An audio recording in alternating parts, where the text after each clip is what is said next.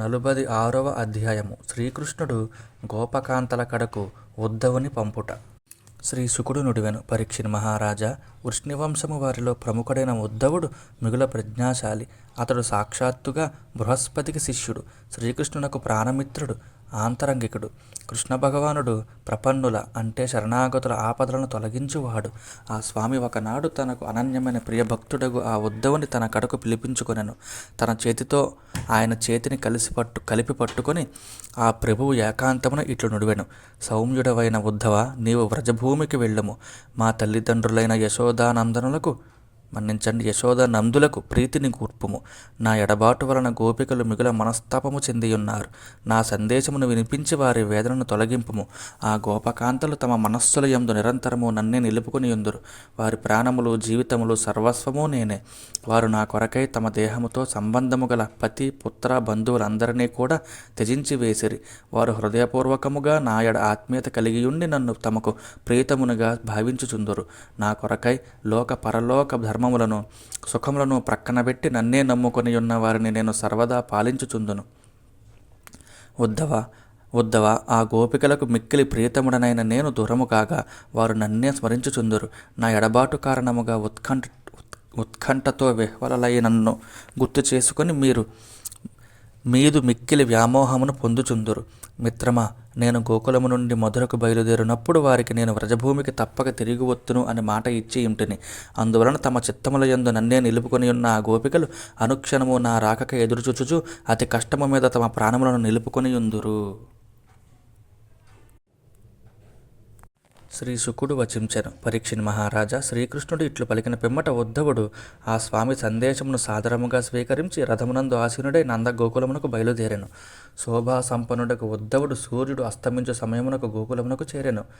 అప్పుడే మేతకై వనమునకు వెళ్ళిన గోవులు ఇండ్లకు చేరుచుండెను. వాటి కాలిగిట్టల తాకిడికి చెలరేగిన దుమ్ము ఉద్ధవుని రథమును కప్పివేశెను. పశువుల మందలోని బలిష్టములై మదించియున్న ఆబోతులు ఎదకు వచ్చిన గోవుల కొరకై పరస్పరము పోట్లాడుకొనుచు రంకెలు వేయుచుండెను. ఆ రంకెలు గోకులమునందు అంతటను ప్రతిధ్వనించుచుండెను. క్రొత్తగా ఇనిన ఆవులు లేగల కొరకై తమ పొదుగుల భారమును విస్మరించి పరుగులు తీయుచుండెను. ఇటునటు గెంతులు వేయుచు పరుగులు తీయుచున్న ఆవుదూడలు చూడముచ్చట గొలుపుచుండెను. గోకులమంతటా పాలను పితికే శబ్దములతో పిల్లన గురువుల కమ్మని ధ్వనులచే మారుమ్రోగుచుండెను. చక్కని వస్త్రాభరణములను ధరించిన గోపికలు గోపాలులను బలరామకృష్ణుల సుచరిత్రములను, అద్భుత లీలలను పారవశ్యముతో గానము చేయుచుండిరి. మనోరంజకముగానున్న వారి మధుర గానములు వ్రజభూమిని ఆనందధామముగా జేయుచుండెను.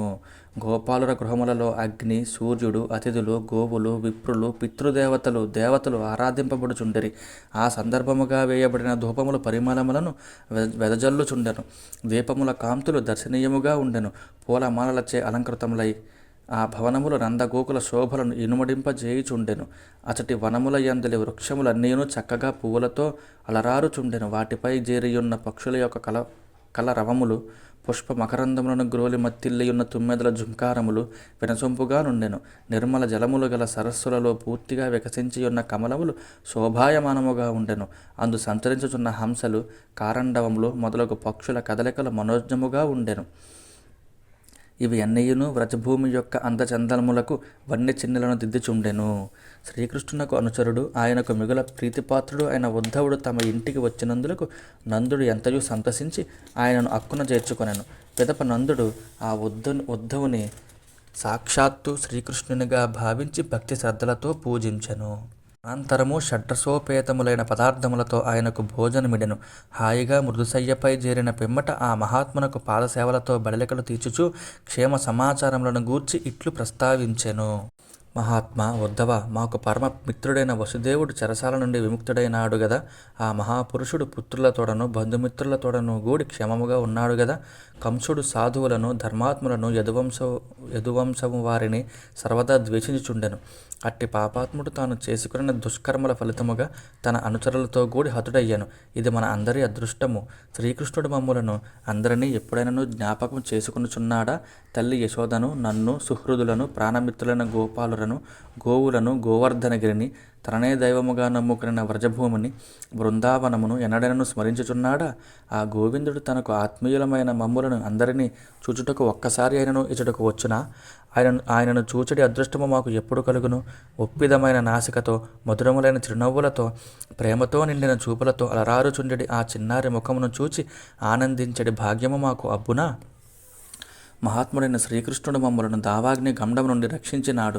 పెనుగాలులతో కూడిన వర్ష ప్రమాదము నుండి కాపాడినాడు.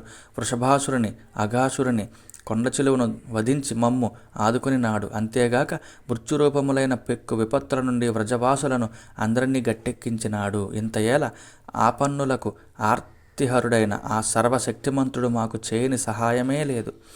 ఆ ప్రభువు యొక్క అద్భుత కృత్యములను, విలాస శోభితములైన క్రీగంటి చూపులను, మనోహరమైన చిరునవ్వులను, మధుర భాషణములను మేము అందరము నిరంతరము స్మరించుచునే యుందుము. ఆ తన్మయత్వములో మునిగి ఉన్నప్పుడు మాకు మా గృహ కృత్యములు ఎవ్వియును పట్టకుండెడివి.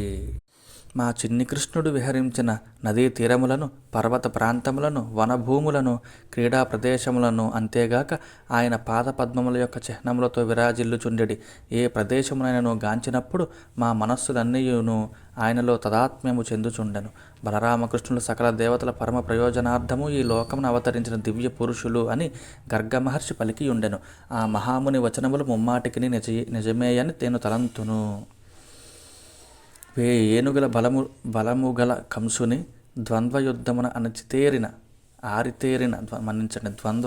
ఆరితేరిన చానూర ముష్టికాది మల్లురను, కువలయాపీడము అను మదపుటేనుగును, సింహము వనమృగమును వలె ఆ సోదరులు అవలీలగా వధించిరి. కృష్ణప్రభువు గోవర్ధనగిరిని ఒక్క చేతితో ఎత్తిపట్టుకుని 7 దినముల పాటు దానిని సునాయాసముగా ధరించెను.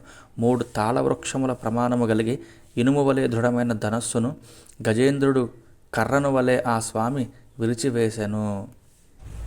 ప్రళంబాసురుడు, ధేనుకాసురుడు, అరిష్టాసురుడు, తృణావర్తుడు, బకాసురుడు మొదలగు దైత్యులు పెక్కుమంది దేవదానములను జయించిన వారు. అట్టి మహాయోధులను సైతము శ్రీకృష్ణుడు అనాయాసముగా హతమార్చెను. శ్రీ శుకుడు పలికెను, పరీక్షిన్ మహారాజా, నందుని హృదయమంతయును శ్రీకృష్ణునిపై గల అనురాగముతో నిండియుండెను. ఇప్పుడు అతడు ఆ ప్రభువు యొక్క లీలలో ఒక్కొక్క ధరని స్మరించుచు ప్రేమ ప్రసారములో విహ్వలుడాయను. నేత్రములు అశ్రుపూరితములయ్యను, కంఠము మోగబోయెను. తన కన్నయ్య గుణములను, అద్భుత లీలలను తన భర్త నందుడు మెచ్చుకొనుచుండగా వినుచు యశోదాదేవి మాతృప్రేమతో పరవశించిపోయెను. ఆ ఆనందములో ఆ తల్లికి స్తన్యము పొంగారెను. తన తనయునితో పనవేచుకొనిన ఆత్మీయత కారణముగా కనుల నుండి అశ్రులు స్రవించుచుండగా ఆమె మిగుల చలించిపోయెను. ఇట్లు శ్రీకృష్ణుని కన్నయ్యను తనివిదీరా చూచుకుని భాగ్యము కరువైనందున విలవిలలాడుచున్న యశోద నందుల యొక్క పుత్ర ప్రేమకు ముగ్ధుడై ఉద్ధవుడు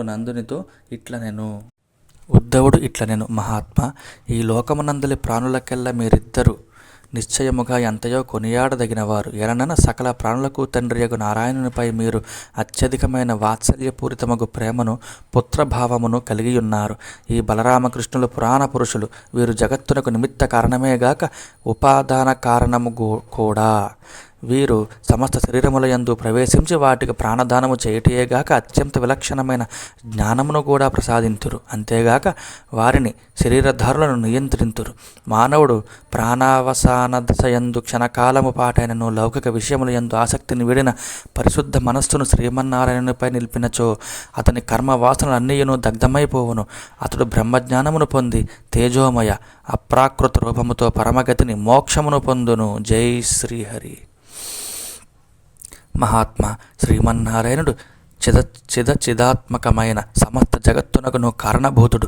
దుష్టులను శిక్షించి సాధువులను రక్షించి ధర్మ పరిరక్షణకై ఆ దేవదేవుడు స్వసంకల్ప మాత్రమున మానవ రూపంలో శ్రీకృష్ణునిగా అవతరించెను.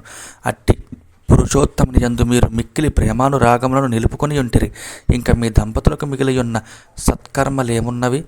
ఏమియునూ లేవు. కృష్ణ భగవానుడు ఈ వ్రజభూమికి త్వరలోనే విచ్చేయగలడు. తల్లిదండ్రులైన మిమ్ము ఆ యదువంశ శిరోమణి ఆనందింపజేయగలడు. నందరాజా, సాధు పురుషులకు ద్రోహమునర్చిన కంసుని మల్ల యుద్ధ రంగమున హతమార్చిన పిమ్మట శ్రీకృష్ణుడు మీ కడకు వచ్చి, నేను త్వరలోనే వ్రజభూమికి ఏతెంచి మిమ్ము ఆనందింపజేయగలను అని పలికియుండెను. ఆ స్వామి తన మాటను తప్పక నిలబెట్టుకొనును.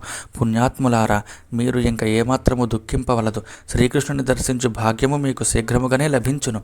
ఆ పురుషోత్తముడు అనవరతము కట్టెలలో అగ్నివలే సకల ప్రాణుల హృదయముల యందును విరాజిల్లుచుండును. ఆ స్వామికి దేహాభిమానము ఏ కొంచెము లేనందున ఆయనకు ప్రియులు గాని అప్రియులు గాని లేరు. ఆ ప్రభువు అందరిలోనూ అందరి ఎడలను సమానముగానే యుండును.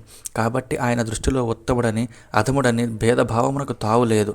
ఆయన ఎడ శత్రుభావము గల వారిపైనను అతడు వైరభావము కలిగి ఉండడు. యథార్థముగా ఆ పురుషోత్తమునకు తల్లిదండ్రులు, భార్యాపుత్రులు, బంధుమిత్రులు, తనవారు, పెరవారు అను భేదభావములు లేవు. అందరూ ఆయనకు సమానులే. జన్మహేతువులైన ఆగామి, సంచిత, ప్రారబ్ధ కర్మలు ఆ స్వామికి లేవు. జనన మరణములను లేవు. సాధువులను పరిరక్షించుటకై ఈ భూతలమున అవతరించుచుండుట ఆయనకు క్రీడ. త్రిగుణాతీతుడైనను సత్వరజస్తమో గుణములను స్వీకరించి వాటి ద్వారా జగత్తు యొక్క సృష్టి స్థితి లయములను నెరపుచుండుట ఆయనకు ఒక వినోదము. మానవుడు తన చుట్టూను తాను వేగముగా తిరుగుచున్నప్పుడు భూమియే అతని చుట్టూను తిరుగుచున్నట్లు అతనికి భ్రమ కలుగును. అట్లే వాస్తవముగా అన్ని కర్మలకును కర్మ చిత్తమే, మనస్సే అయినను ఆత్మ, జీవుడు నేనే కర్తను అని భ్రమపడుచుండును. శ్రీకృష్ణ భగవానుడు కేవలము మీ ఇరువురికి మాత్రమే కుమారుడు కాడు. సకల ప్రాణులకును ఆత్మయు, తల్లియు, తండ్రియు, పుత్రుడును శాసించువాడును ఆ స్వామియే. భూత భవిష్యత్ వర్తమానములయందు ఏ కాలమునకు సంబంధించిన వాడైనను కనబడున్నది వినబడున్నది అగు ఏ వస్తువైనను స్థావరమైనను జంగమమైనను అచరములలో ఏదైనను అది మహద్రూపమున ఉన్నను అనురూపమున ఉన్నను శ్రీకృష్ణ భగవానుని కంటే వేరనేది కాదు. అన్నీ శ్రీకృష్ణుడే. శ్రీకృష్ణునికి తప్ప మరి దేనికిని అస్తిత్వము లేదు. యథార్థముగా అతడే పరమార్థ సత్యము. పరీక్షిణి మహారాజా, శ్రీకృష్ణ సఖుడైన ఉద్ధవుడును నందుడును ఇట్లు సంభాషించుకొనుచుండగా దాదాపు ఆ రాత్రి గడిచిపోయాను. గోపికలు తెల్లవారుజాముననే లేచి దీపములను వెలిగించి ఇండ్లను శుభ్రపరుచుకుని వాస్తుదేవతలను పూజించిరి. పెరుగులను చిలుకసాగిరి. ఆ దీపముల వెలుగులలో గోపాంగనల ఆభరణముల యందు పొదగబడిన మనులు తలుకులీనుచుండెను. వారు కవ్వపు త్రోడలను అటునిటు త్రాగుచున్నప్పుడు వారి చేతుల కంకణములు, పూలహారములు మనోహరముగా విలసిల్లుచుండెను. నడుములు, వక్షస్థలముల యందలి సువర్ణాభరణములు కదలుచు మనోజ్ఞముగా అలరారుచుండెను. వారి కర్ణాభరణములు కదులుచు చూడముచ్చటగా తేజరిల్లుచుండెను. వారి కర్ణ కుండలముల కాంతులు చెక్కిళ్లపై ప్రతిఫలించుచు ముఖముల యందుగల కుంకుమ శోభలను ఇనుమడింపజేయుచుండెను. ఆ గోపికలు శ్యామసుందరిని స్మరించుచు ఆ స్వామి పుణ్యగాథలను గొంతెత్తి పాడుకొనుచుండిరి. వారి గీతనాదములు పెరుగు చిలుకునప్పుడు ఏర్పడు శబ్దములతో గూడి మిన్నంటుచుండెను. ఆ ధ్వనులు సర్వత్రా వ్యాపించుచు అన్ని దిక్కుల యందలి అమంగళములను తొలగించుచుండెను. సూర్యోదయం అగుచుండగా వజ్రాంగనులు నందుని వాకిట నిలిచియున్న బంగారు రథమును గాంచిరి. అంతట వారు ఈ రథము ఎవరిదై ఉండును అని అనుకునిరి. ఇంకనూ వారు తమలో తాము ఇట్లు సంభాషించుకొనిరి. కంసునకు మేలు చేయువాడైన కంసపక్షపాతి అయిన అక్రూరుడు ఈ రథముపై మరల వచ్చనా ఏమి? అతడు ఇంతకుముందు ఇచ్చటికి వచ్చి కమలలోచనుడైన శ్రీకృష్ణుని మధురకు గొనిపోయి మనలను బాధించియున్నాడు. చనిపోయిన తన ప్రభువు యొక్క కంసుని విముక్తికై మన ద్వారా పిండ ప్రదానము చేయింపదలచి మన శరీర మాంసములను పిండములుగా సమర్పించదలచి వచ్చినా ఏమి? ఇప్పుడు అతడు ఏమి నిర్వాకము చేయదలిచి వచ్చినట్లు? ఈ విధముగా వారు అక్రూరునిపై తమకు గల అక్కసును వెళ్ళబోసుకొనుచుండిరి. ఇంతలో ఉద్ధవుడు తన ప్రాతకాల విధులను, స్నానాది కార్యములను ముగించుకొని వారి కడకు వచ్చెను. జై శ్రీహరి.